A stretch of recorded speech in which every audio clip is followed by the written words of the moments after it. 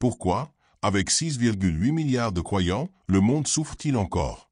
Imaginez qu'en ce moment même, à travers le monde, des millions de personnes s'agenouillent pour prier pour la paix et l'amour.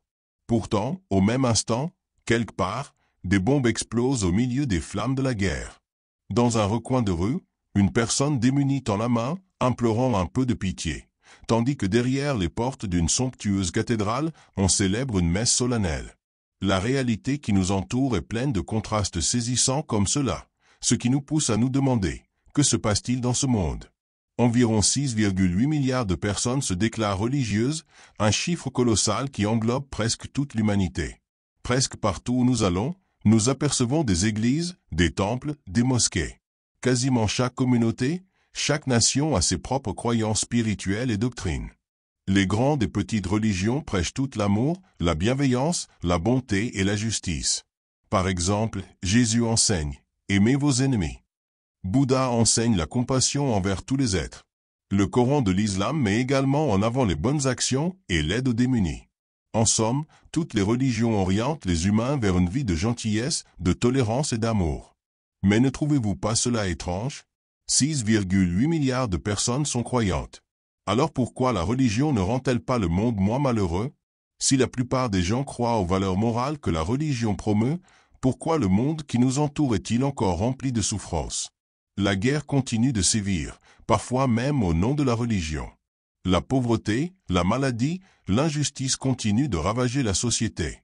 Les gens continuent de se blesser les uns les autres, parfois au nom de leur propre foi. Cette dure réalité est un grand paradoxe qui nous trouble profondément. Mon ami, vous êtes-vous déjà demandé si la foi religieuse réduisait réellement la souffrance dans le monde, ou si nous avions manqué quelque chose d'essentiel? Cette vidéo vous aidera à explorer cette question en profondeur. Ne partez pas tout de suite, joignez-vous à moi dans cette réflexion, car peut-être qu'à la fin de ce voyage, nous découvrirons de nouvelles perspectives sur la foi et la souffrance, des choses qui pourraient changer la façon dont nous vivons et croyons. Avec sincérité et en prenant notre temps, nous allons parcourir chaque couche du problème qui se cache derrière la question. 6,8 milliards de croyants, pourquoi le monde est-il encore si plein de souffrances? Commençons doucement et clairement pour comprendre la racine de ce problème. La différence entre se dire croyant et vivre sa foi. Avant tout, il faut comprendre qu'il y a une différence entre se dire croyant et vivre sa foi. Beaucoup de gens se déclarent adeptes d'une religion, mais leur vie quotidienne reflète-t-elle vraiment les nobles enseignements que leur religion propose? Aller à la messe, fréquenter la mosquée, participer à des rituels, ces actes sont faciles à accomplir, mais vivre avec humilité, tolérance, honnêteté et amour, selon les véritables préceptes, n'est pas chose aisée. En réalité, nombreux sont ceux qui considèrent la religion comme un simple statut ou une tradition familiale. Ils sont nés dans une communauté religieuse, grandissent et suivent automatiquement la religion comme une partie de leur identité, mais ne prennent pas le temps de comprendre et de pratiquer le sens profond de la doctrine. Par exemple, une personne peut prier chaque jour mais rester colérique, égoïste ou maltraiter son entourage. Elle croit qu'il suffit de se réclamer d'une religion ou de pratiquer quelques rituels extérieurs pour être considérée comme pieuse. En France, on dit parfois faire le bigot pour désigner quelqu'un qui affiche une dévotion excessive en public sans la pratiquer sincèrement dans sa vie. C'est amer de constater que ce phénomène n'est pas rare. On voit des gens sortir de l'église et se disputer, s'insulter pour une place de parking.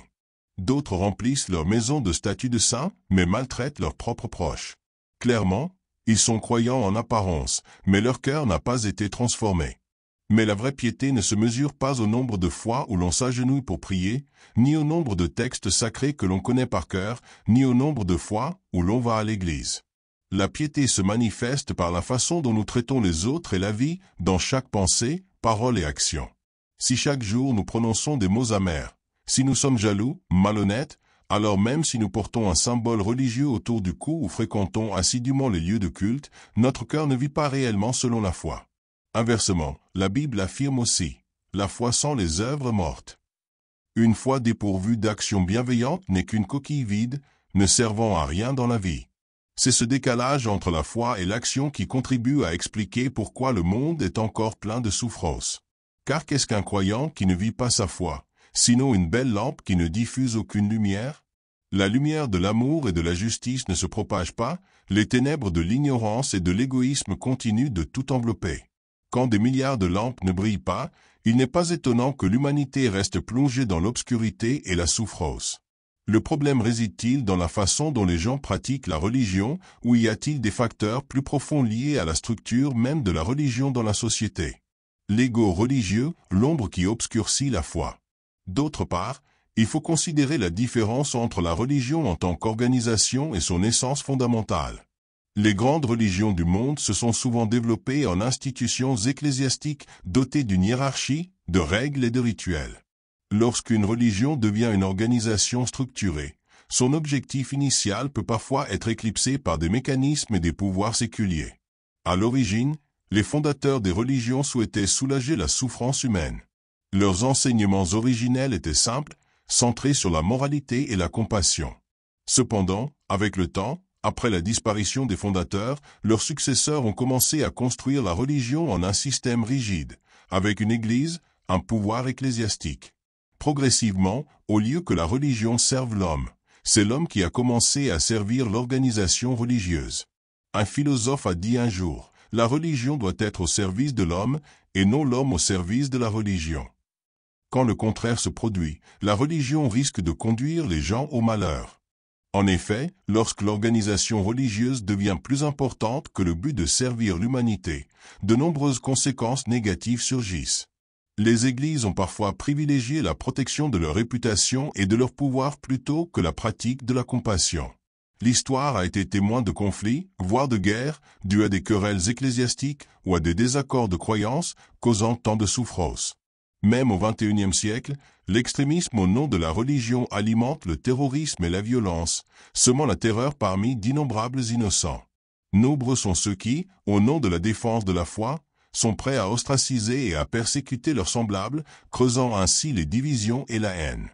Lorsque l'objectif devient d'étendre l'influence de la religion, d'augmenter le nombre de fidèles ou de consolider le pouvoir ecclésiastique, l'esprit d'amour originel risque de s'estomper. De plus, plus l'organisation religieuse prend de l'ampleur, plus elle est susceptible de générer bureaucratie et dogmatisme. Certains ecclésiastiques, moines ou imams peuvent céder à l'ambition mondaine, se disputant pouvoir et statut. Les biens et l'argent accumulés au sein des organisations religieuses peuvent également faire oublier la vie simple que les anciens saints ont exemplifiée. Il est déchirant de voir des lieux où l'on construit des églises ou des temples magnifiques, tandis que juste à l'extérieur de ces lieux saints, les pauvres sont ignorés. Le luxe de l'Église contraste parfois ironiquement avec la misère des fidèles ordinaires, montrant que le but de servir l'humanité a été en partie oublié. Lorsque l'institution religieuse devient un mini-empire séculier, servir les intérêts de l'organisation elle-même l'emporte parfois sur le service de l'humanité et la diffusion de l'amour. Cette situation aide à expliquer le paradoxe du monde. La religion est omniprésente, mais la souffrance continue de proliférer. En effet, une religion qui perd son essence altruiste et aimante, ne conservant qu'une façade de rituels et de pouvoir, peut difficilement apporter la paix à l'humanité. Et lorsque la religion devient un but pour lequel les gens se battent au lieu d'être un moyen par lequel les gens se cultivent, la souffrance ne fait que s'accroître. La foi aveugle et ses tragédies. De là, nous réalisons également un autre facteur profond au sein de chaque croyant qui peut déformer la religion, l'ego. Au plus profond de chaque individu, l'ego est toujours présent. C'est le sentiment d'un moi séparé et important. En entrant dans la religion, l'être humain devrait apprendre à lâcher prise de cet ego pour s'immerger dans un amour plus vaste. Pourtant, ironiquement, la religion devient parfois un nouveau manteau pour l'ego. Nous sommes fiers d'être des brebis du Seigneur, des disciples du Bouddha, des fidèles d'une religion donnée. Cette fierté, si elle n'est pas maîtrisée, se transformera en arrogance religieuse, une forme subtile d'ego. L'ego religieux se manifeste par la conviction qu'une seule foi détient la vérité absolue. On regarde facilement ceux d'autres religions avec méfiance, voire mépris. On peut penser que seule notre religion est juste, et que ceux qui n'y croient pas sont égarés. De cette pensée naît la distinction entre nous et eux, semant les graines du préjugé et du conflit. Tragiquement, la religion, qui devrait unir l'humanité dans l'amour, est exploitée par l'ego humain pour nous diviser en factions. J'ai vu deux amis devenir ennemis parce qu'ils se disputaient pour savoir quelle religion était la meilleure. Tous deux défendaient aveuglément leur point de vue, et leur amitié s'est brisée à cause de leur ego religieux démesuré. Non seulement entre les différentes religions, l'ego s'insinue aussi au sein de chaque communauté religieuse. Une personne peut penser qu'elle est plus pieuse qu'une autre parce qu'elle prie davantage ou qu'elle comprend mieux la doctrine. Cette comparaison et cette compétition sont la voie de l'ego. Elles font oublier l'esprit d'humilité que tout saint personnage apprenait. Par exemple, dans l'Évangile, il y a l'histoire du pharisien arrogant qui se vantait de ses prières, tandis que le collecteur d'impôts s'humiliait et se repentait. Le résultat fut que le Seigneur eut pitié de l'humble et non du vantard. Dans la philosophie bouddhiste aussi, la doctrine de l'anatta, non-soi, nous enseigne à abandonner l'ego, à nous considérer comme égaux à tous les êtres. Pourtant, combien de personnes parviennent réellement à lâcher prise de leur ego? Parfois, même en parlant du non-soi, nous sommes secrètement fiers de notre propre illumination. C'est aussi une forme subtile d'ego. L'ego religieux se manifeste également par le besoin d'être reconnu et d'avoir toujours raison. Les gens s'emportent facilement lorsque quelqu'un insulte un symbole ou un chef religieux, car l'ego se sent attaqué. Il y a eu des émeutes pour une simple caricature, une déclaration jugée blasphématoire. Lorsque l'on réagit aussi aveuglément, c'est en réalité l'ego qui mène la danse, plutôt que l'intelligence et la compassion. C'est l'ego religieux qui nous fait accorder plus d'importance à l'honneur de notre foi qu'à la vie et à la souffrance d'autrui. Et ainsi, la souffrance engendre la souffrance. Clairement, si l'on manque de vigilance, la dévotion peut se transformer en orgueil. Une religion peut enseigner l'altruisme, mais les croyants peuvent agir égoïstement à cause de leur ego. L'ego est comme une ombre silencieuse qui déforme toutes les bonnes valeurs si nous ne le reconnaissons pas. En réalisant cela, nous comprenons qu'au-delà de l'ego, un autre danger peut également déformer la religion, la foi aveugle. Religion instrumentalisée, pouvoir politique, fanatisme. La foi est une force spirituelle qui peut soutenir les gens dans les moments difficiles, mais lorsque la foi manque de compréhension et de lucidité, elle devient une foi aveugle. La foi aveugle, c'est croire absolument sans jamais poser de questions, sans jamais se demander ce qui est juste ou faux, ni quelles en sont les conséquences. Les gens peuvent s'accrocher aux dogmes, aux sermons des chefs religieux ou aux écritures au point de rejeter la raison et leur propre expérience. Quel en est le résultat? Quand on croit aveuglément, on devient facilement un terrain fertile pour les idéologies fanatiques. Nous croyons sans comprendre, donc nous écoutons tout ce qui correspond à nos idées préconçues. Quiconque, au nom du sacré, donne un ordre ou une doctrine, nous le suivons aveuglément, même si cela peut aller à l'encontre de notre conscience. L'histoire regorge de pages douloureuses sur des sectes extrémistes où des centaines de personnes se sont suicidées collectivement parce qu'elles croyaient aveuglément aux paroles de leur leader, censées être révélées par Dieu. Il y a aussi des terroristes qui posent des bombes et tuent des innocents en croyant qu'ils iront au paradis. Tout cela découle d'une foi dépourvue de la lumière de la sagesse. Dans la vie de tous les jours, la foi aveugle cause également de nombreux problèmes. Certaines personnes malades refusent les traitements médicaux car elles croient que la prière sera suffisante pour que Dieu les guérisse. En conséquence, leur état s'aggrave. Il y a des parents trop fanatiques qui croient les paroles d'un sorcier ou d'un médium et négligeant les traitements médicaux pour leurs enfants, causant ainsi du tort à ces derniers.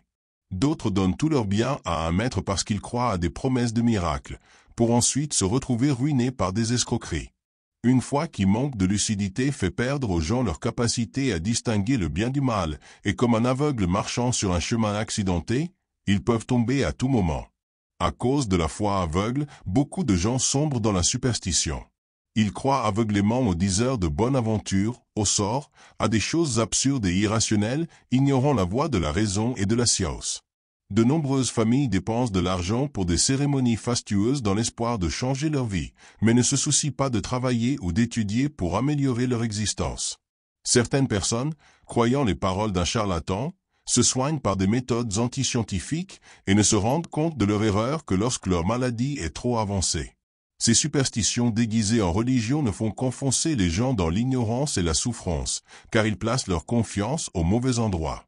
La foi aveugle pousse également les gens à s'accrocher obstinément aux formes et rituels, oubliant l'esprit. Beaucoup croient qu'il suffit de mémoriser les textes sacrés et de respecter tous les rites pour être sauvés, sans avoir à cultiver leur caractère.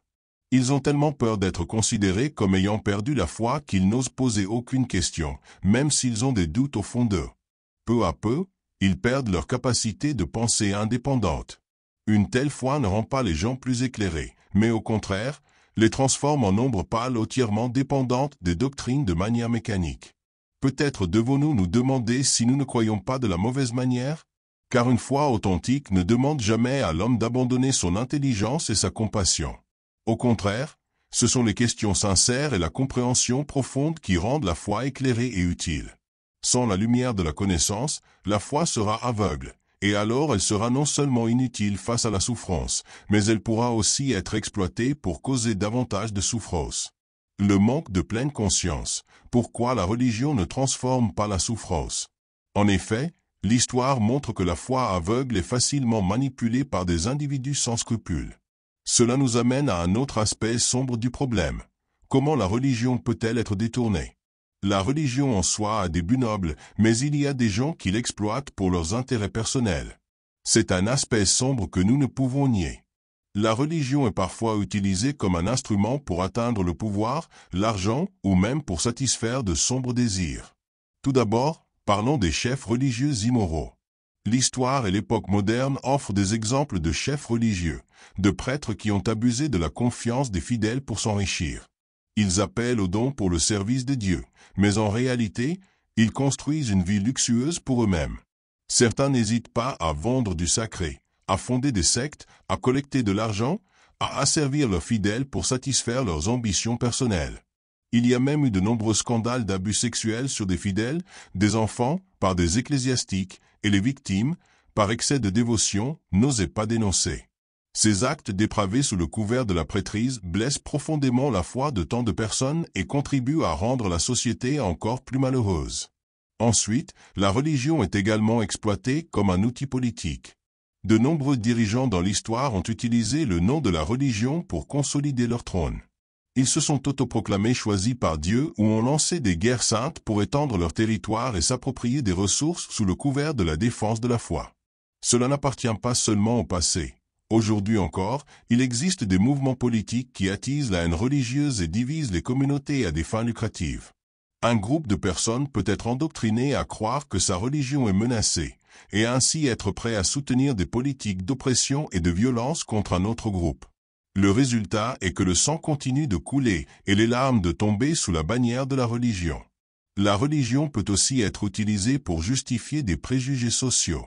Par exemple, à une certaine époque, on utilisait des arguments religieux pour maintenir la ségrégation de classe, le racisme ou la discrimination sexuelle. Au nom de la parole divine, on privait certains groupes de leurs droits, considérant cela comme la volonté de Dieu ou une loi naturelle. Les victimes de cette injustice subissaient une souffrance incessante, tandis que les oppresseurs se berçaient la conscience avec un voile de fausse moralité. Nous devons également mentionner les groupes extrémistes et terroristes, ceux qui abusent le plus flagrant de la religion. Ils déforment les doctrines, tronquent les Écritures pour propager la haine et la violence. Ils recrutent des jeunes avec des promesses de paradis, transformant les naïfs en instruments de mort.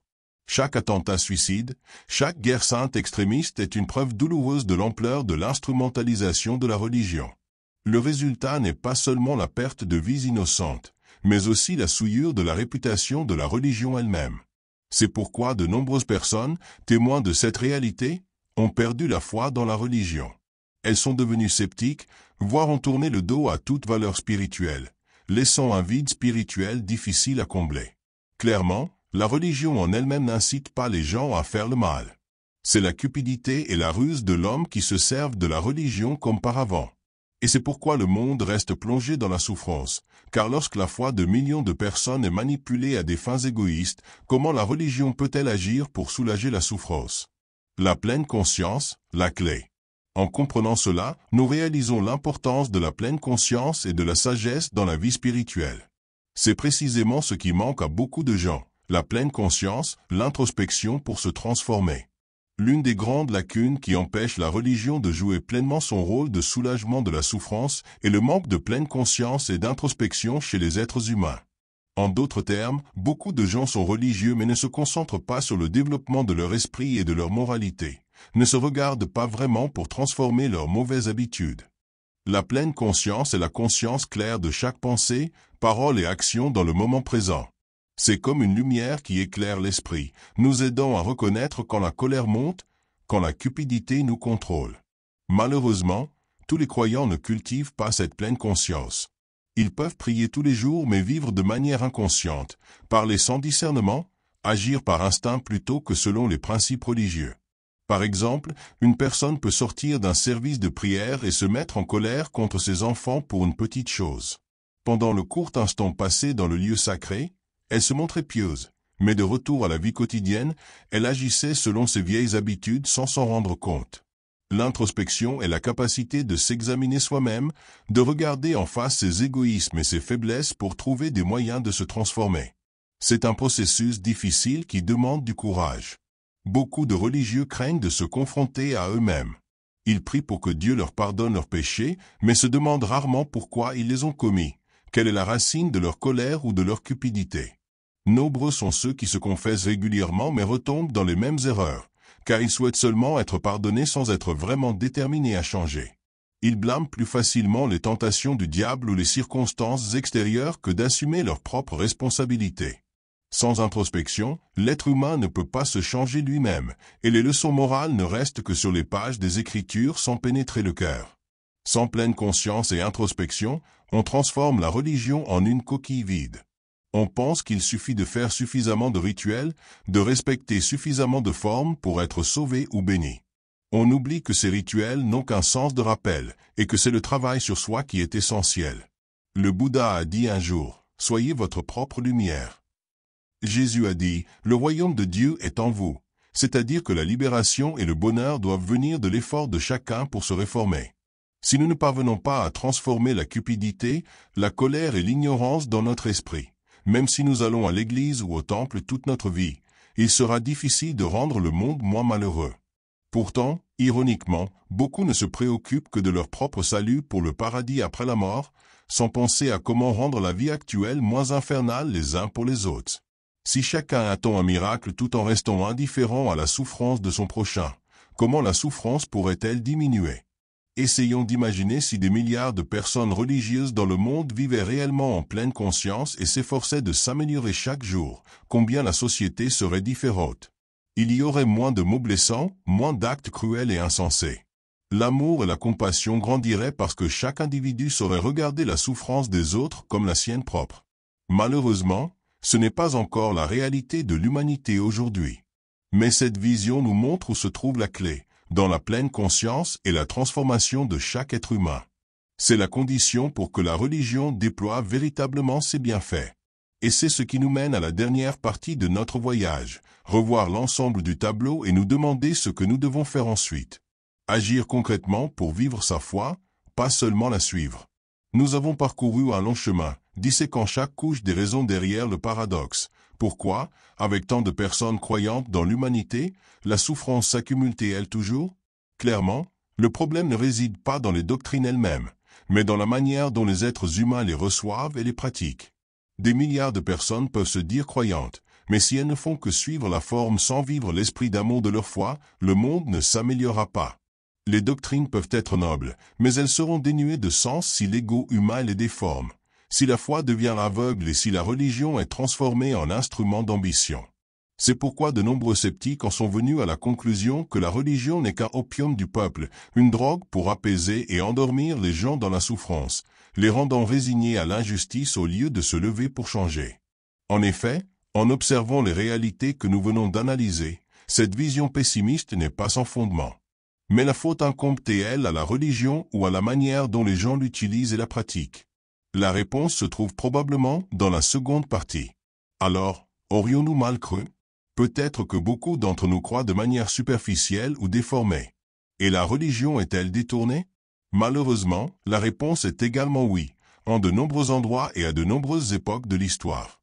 Les contradictions entre les enseignements et la réalité, entre l'idéal sacré et la manière dont les gens se comportent, sont les raisons pour lesquelles la souffrance ne peut pas encore disparaître.